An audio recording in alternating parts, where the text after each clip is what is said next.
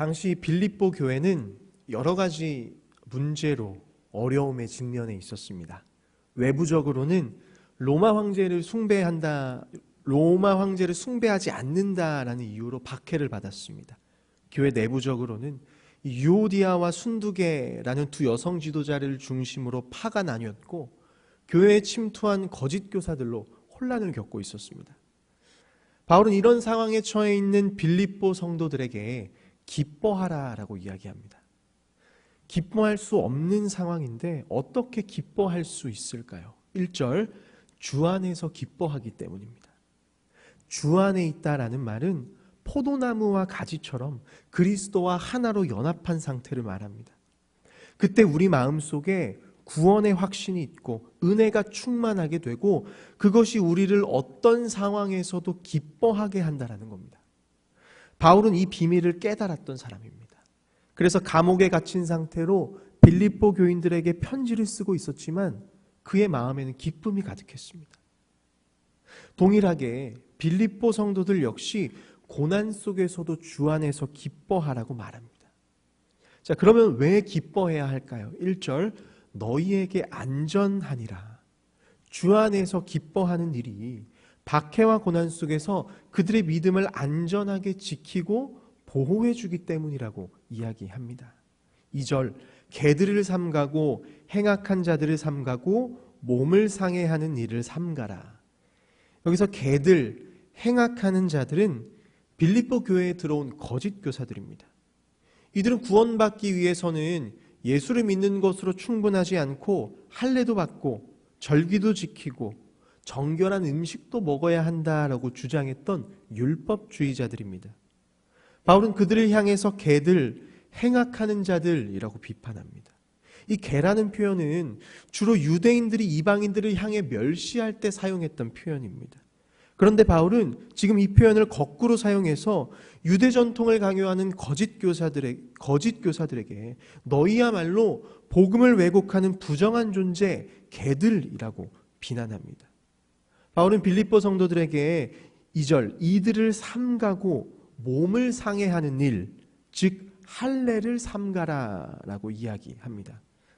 바울은 할례를 받지 않아도 되는 이유를 3절에서 이렇게 이야기합니다. 하나님의 성령으로 봉사하며 그리스도 예수로 자랑하고 육체를 신뢰하지 아니하는 우리가 곧 할례파라. 할례를 받은 자가 거룩한 하나님 자녀로 여겨지는 게 아니라 성령으로 마음의 할례를 받은 자가 진짜 하나님의 거룩한 자녀로 여겨진다라는 이야기입니다. 바울은 로마 교인들에게도 로마서 2장에서 할례는 마음으로 할지니 진정한 할례는 그리스도를 통한 마음의 변화라고 가르쳤습니다. 또 골로새 교인들에게도 골로새서 2장에서 너희가 사람 손으로 행한 할례가 아니라 그리스도 안에서 참된 할례를 받았다라고 이야기합니다. 이렇게 바울은 육체의 할례를 받았다고 하나님의 자녀가 되는 것이 아니라 마음의 변화와 성령의 역사를 경험하는 삶이야말로 하나님의 자녀라는 분명한 증거라고 이야기합니다. 바울은 거짓 교사들이 주장했던 외적 조건들은 다 가지고 있었던 사람입니다. 5절, 나는 8일 만에 할례를 받은 사람입니다. 당시 유대교로 개종한 이방인들은 성인이 되어야지만 할례를 받을 수 있었습니다. 따라서 바울이 태어난 지 8일 만에 할례를 받았다는 말은 그가 순수 혈통 유대인이란 이야기입니다. 또 바울은 바리새인의 아들로 태어나서 가말리엘 문화생으로 율법에 능통했던 바리새인이었습니다. 그래서 6절, 바울은 어느 누구보다 그리스도인들을 핍박하는 일에 앞장섰던 사람입니다. 그랬던 그가 예수를 만나고 변화되었습니다. 7절, 무엇이든지 내게 유익하던 것을 내가 그리스도를 위하여 다 해로 여길 뿐더러. 예수님을 만나고 나니 과거에 자랑했던 모든 것이 무익할 뿐 아니라 방해가 된다라는 이야기입니다. 무엇에 방해가 되냐? 복음을 받아들이는데 방해가 된다라는 겁니다. 왜냐하면 자신의 조건과 행위로 구원받을 수 있다라고 생각하는 사람은 하나님의 은혜를 의지하지 않기 때문입니다. 따라서 바울이 앞서 자랑했던 조건들은 구원에 있어서 무익할 뿐 아니라 해가 된다라고 이야기합니다. 이렇게 바울이 모든 것을 해로 여길 수 있었던 이유는 8절 그리스도 예수를 아는 지식이 가장 고상하기 때문이라고 말합니다. 여기서 예수를 아는 지식은 단순히 머리로 아는 지식을 말하는 게 아니라 그리스도를 인격적인 관계를 통해 경험하여 아는 지식을 말합니다. 바울은 다메섹에서 예수를 만나고 하나님의 은혜가 무엇인지, 십자가의 사랑이 무엇인지, 구원이 무엇인지 깨달았습니다. 바울은 이것이 세상의 모든 가치를 배설물로 여길 만큼 고상한 가치다라고 고백합니다. 배설물은 사람이 먹는 게 아니라 개들이 먹는 게 배설물입니다. 바울은 앞선 거짓 교사들을 개라고 비판했습니다. 그들은 아브라함의 혈통, 율법 준수와 같은 외적 조건이 자신들을 구원해 줄 것이라고 착각했습니다. 그게 배설물인지도 모르고 맛있게 먹는 개들의 모습인 것이죠. 반면에 예수 그리스도를 통해 거룩한 하나님 자녀로 변화된 자들은 외적 조건을 배설물처럼 여기고 더 고상하고 아름다운 그리스도라는 가치를 추구하며 살게 된다라고 이야기합니다. 이런 사람들은 9절 그 안에서 발견되려 함이니, 이 발견된다라는 말은 최후의 심판에 하나님 앞에서 의롭게 인정받게 된다라는 이야기입니다. 따라서 하나님께서는 심판의 날에 우리의 행위가 아니라 우리가 그리스도를 통해 의롭다함을 받았는지를 확인하신다라는 거예요. 따라서 율법을 통해 의롭다함을 얻어서는 안 되고 그리스도를 통해 의롭다함을 얻어야 한다라고 이야기합니다. 10절, 11절에서는 바울이 자신의 신앙의 궁극적인 목표가 무엇인지를 설명합니다. 10절, 내가 그리스도와 그 부활의 권능과 그 고난의 참여함을 알고자 하여 그의 죽으심을 본받아. 바울은 부활의 권능을 알고자 한다라고 말합니다. 이 부활의 권능이란 미래와 현재 두 가지의 의미가 있습니다. 미래적으로는 예수님이 재림하실 때 성도들도 영광스러운 부활의 몸으로 변화되는 것을 의미합니다. 현재적으로는 부활 생명이 지금 오늘도 우리 안에 역사해서 죄와 죽음을 이기게 하고 새로운 삶을 살게 하는 능력이 됩니다. 성도들은 이 능력으로 믿음의 길을 걸어갑니다. 이것이 부활의 권능입니다. 바울은 이렇게 부활의 권능으로 오늘을 살아가다가 주님 다시 오시는 날 미래에 영원한 부활의 몸을 입는 것이 그의 신앙의 궁극적인 목표라고 이야기합니다. 당시 세상을 지배하던 권능은 세 가지였습니다. 첫 번째는 유대인들의 종교입니다. 유대인들은 자신들이 하나님께 선택받은 민족이라는 자부심을 가지고 이방인들을 무시하고 종교적인 권력을 자신의 힘으로 자랑했습니다. 두 번째는 헬라의 지식입니다. 헬레니즘 문화에서는 지식과 철학이 인간의 삶을 다스리는 중요한 권력의 원천으로 여겨졌습니다. 그래서 이 헬레니즘 문화에서는 돈이 많은 사람보다 지식이 뛰어난 자가 권력을 잡았습니다. 세 번째는 로마의 힘입니다. 로마는 강력한 군사적인 힘과 통치로 전 세계를 지배했습니다. 로마에서 힘이 곧 선이고 정의고 권력이었습니다. 바울은 이 세 가지가 세상을 움직이는 근거지만 자신을 움직이는 근거는 부활의 권능이라고 말합니다. 세상 사람들은 종교, 지식, 힘이 권능이라고 자랑하지만 바울에게 유일한 자랑은 십자가에서 죽으시고 부활하신 예수님이라고 고백합니다. 11절, 그래서 나는 어떻게 해서든지 죽은 사람들 가운데서 살아나는 부활에 이르고 싶습니다. 매 순간 부활의 능력을 힘입고 살아가다가 주님 다시 오실 때 영광스러운 부활의 몸을 입는 것, 이것이 바울의 궁극적인 목표라는 이야기입니다. 그렇기 때문에 바울은 12절, 내가 이미 얻었다 함도 아니요 온전히 이루었다 함도 아니라 13절, 내가 잡은 줄로 여기지 아니한다 라고 이야기합니다. 영광스러운 부활에 아직 이르지 않았기 때문에 얻은 줄로, 잡은 줄로 여기지 않고 14절, 표대를 향하여 그리스도 예수 안에서 하나님이 위에서 부르신 부름의 상을 위하여 달려가노라. 구원의 완성을 위해 여전히 달려가고 있다라고 고백합니다. 이 표대는 스포츠 경기의 결승점을 말합니다. 바울은 성도들의 믿음의 여정을 설명할 때 결승점을 향해 달려간다라는 표현을 자주 사용합니다. 이 달려간다라는 말은 당시 사람들이 경주할 때 사용했던 스포츠 용어입니다. 이 용어는 당시 사람들에게 세 가지 용례로 사용되었습니다. 첫 번째는 당시 올림픽에서 가장 인기가 많았던 스타디온 경주입니다. 이 스타디온 경주는 200m 단거리 경기입니다. 이 단거리를 뛰어야 하는 선수들은요, 장거리 선수들과 달리 짧은 시간을 달리기 때문에 숨도 쉬지 않고 순간적으로 모든 에너지를 쏟아서 전력 질주해야 합니다. 따라서 믿음의 길을 달려가라라는 말은 모든 에너지를 쏟아서 결승점까지 전력 질주하라는 이야기입니다. 두 번째, 이 달려간다라는 용어는 마차 경주와 관련이 있습니다.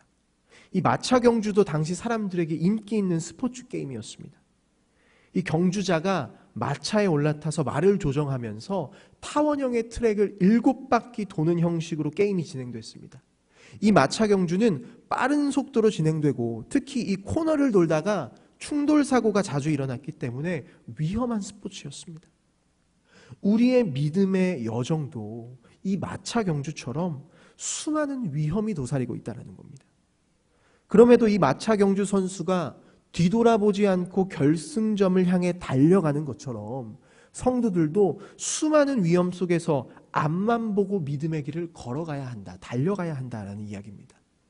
이 세 번째 달려간다는 사냥 용어입니다. 이 달려간다 헬라어 디오코는 원래 추적하다, 쫓다라는 뜻입니다. 사냥꾼이 목표물을 발견하면 집중력을 가지고 끈질기게 쫓아가듯이 이 믿음의 길을 걸어가는 성도들 역시 결승점을 향해 끈질기게 집중력을 가지고 달려가야 한다라는 이야기입니다. 바울은 이러한 의미에서 우리의 믿음의 여정을 달려가야 한다라고 이야기합니다.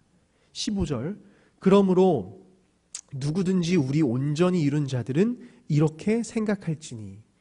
이 온전히 이룬 자는 죄가 없는 완전에 이른 상태를 이른 사람을 말하는 게 아니라 그리스도를 닮아가는 과정 속에 있는 사람, 즉 믿음의 길을 걸어가고 있는 사람을 말합니다. 그들은 이렇게 생각할지니. 앞서 설명한 대로 표대를 향하여 끝까지 달려가라라는 겁니다. 만일 어떤 일에 너희가 달리 생각하면 하나님이 이것도 너희에게 나타내시리라.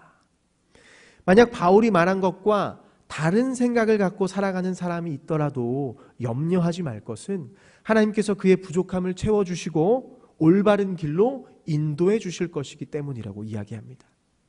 이렇게 우리의 믿음의 분량이 다르더라도 하나님께서는 우리를 인도해 주시기 때문에 16절, 오직 우리가 어디까지 이르렀든지 그대로 행할 것이라. 각자 도달한 믿음의 수준은 다르지만 모두가 최선을 다해 표대를 향해 달려가야 한다라고 이야기합니다. 17절부터 21절까지의 말씀에서 바울은 성도들이 믿음의 경주를 달려갈 때 본받아야 할 모습과 경계해야 할 모습을 설명합니다. 17절, 형제들아 너희는 함께 나를 본받으라. 그리고 너희가 우리를 본받은 것처럼 그와 같이 행하는 자들을 눈여겨보라. 바울은 믿음의 경주를 달려가는 성도들에게 우리의 모습을 본받으라라고 이야기합니다. 여기서 우리는 바울뿐만 아니라 복음을 위해 헌신적으로 살아가는 바울의 동역자들 디모데와 에바브로디도입니다.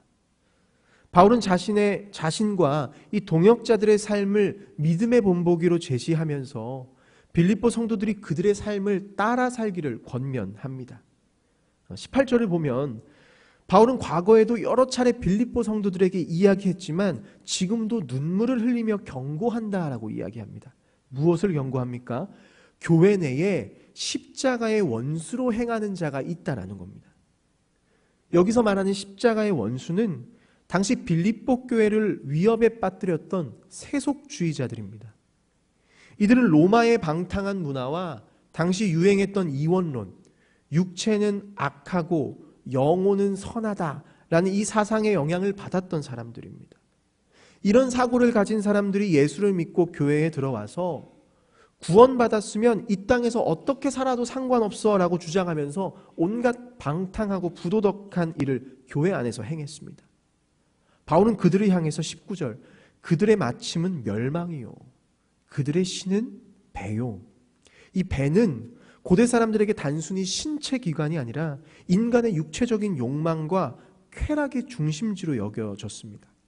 따라서 배가 그들의 신이라는 말은 자신의 욕망과 쾌락을 신처럼 섬기고 있다라는 이야기입니다. 바울은 이렇게 욕망과 쾌락에 사로잡혀서 땅의 것들을 사모하는 십자가의 원수들은 결국 하나님 심판을 피하지 못할 것이다 라고 비판합니다. 이렇게 십자가의 원수들은 땅의 일을 생각하며 살지만 참된 그리스도인들은 20절 하늘의 시민권을 두고 살아갑니다. 당시 빌립보에는 로마 시민들이 많았습니다. 로마 시민은 로마 제국으로부터 여러 법적인 보호와 특권을 받았기 때문에 로마 시민권을 가진 것을 자랑스럽게 여겼습니다. 바울은 로마 시민권은 이 땅에서만 누릴 수 있는 일시적이고 제한적인 권리지만 하늘 시민권은 우리에게 구원을 주는 영원히 누릴 수 있는 권리임을 이야기합니다. 21절 그는 만물을 자기에게 복종하게 하실 수 있는 자의 역사로 우리의 낮은 몸을 자기 영광의 몸의 형체와 같이 변하게 하시리라. 지금 우리는 이 땅에서 낮은 몸을 입고 살아갑니다. 고난을 겪기도 하고 질병이 오고 노쇠해져서 결국 죽음을 맞이합니다. 그러나 그리스도께서 다시 오실 때 그분과 같은 신령한 몸으로 변화될 것이라 이야기합니다. 바울은 이 믿음을 굳게 붙들고 빌립보 성도들이 어려운 상황에 있지만 포기하지 않고 이 믿음의 길을 끝까지 달려가기를 권면하며 이야기를 마칩니다. 말씀을 정리합니다. 바울은 그의 신앙의 궁극적인 목적을 부활의 권능을 아는 것이라고 말합니다. 오늘 이 땅에서 부활의 능력을 힘입고 살다가 주님 다시 오시는 날 신령한 몸으로 다시 살아날 것을 소망한다라는 이야기입니다. 세상은 지식과 힘과 능력이 권력이라고 말하지만 바울은 예수 그리스도의 부활이 그의 권력이라고 고백합니다. 바울은 이 소망을 품고 표대를 향해 끊임없이 달려가고 있다라고 이야기합니다. 사랑하는 여러분, 우리는 부활의 권능으로 살아가야 하는 사람들입니다. 그러나 우리는 여전히 세상 권능에 눈이 멀어 살아갑니다. 부와 명예, 지식과 권력이 주는 순간적인 안정감에 속아서 부활의 권능을 자랑하며 사는 것이 아니라 세속적인 권능을 자랑하며 살아갑니다. 더 심각한 건 이 세속적인 권력을 교회 안까지 가지고 와서 서로를 구분짓고 계급화하면서 교회의 참된 가치를 파괴하고 있습니다. 여러분, 영원할 줄 알았던 유대인의 종교, 헬라의 지식, 로마의 힘은 한순간에 무너졌습니다. 우리가 의지하는 세상의 권능 언젠가 사라집니다. 그러나 바울이 고백한 예수 그리스도의 부활의 권능은 영원합니다. 그 능력은 오늘도 우리를 새롭게 하고 주님 다시 오시는 날 우리를 영원한 부활의 몸으로 변화시킬 겁니다. 오늘 우리의 자랑이 오직 부활의 권능에 있기를 원합니다. 그래서 우리 교회가 세상 권능을 자랑하는 공동체가 아니라 부활의 권능만을 자랑하는 교회가 되기를 간절히 소망합니다. 여러분, 이 땅에서의 삶이 끝이 아님을 기억하시길 바랍니다. 이 땅에서의 삶은 표지와 제목이 적힌 속표지에 지나지 않습니다. 우리 인생의 위대한 이야기의 첫 장은 믿음의 선한 싸움 다 싸우고 주님 앞에 서는 그날 시작됩니다.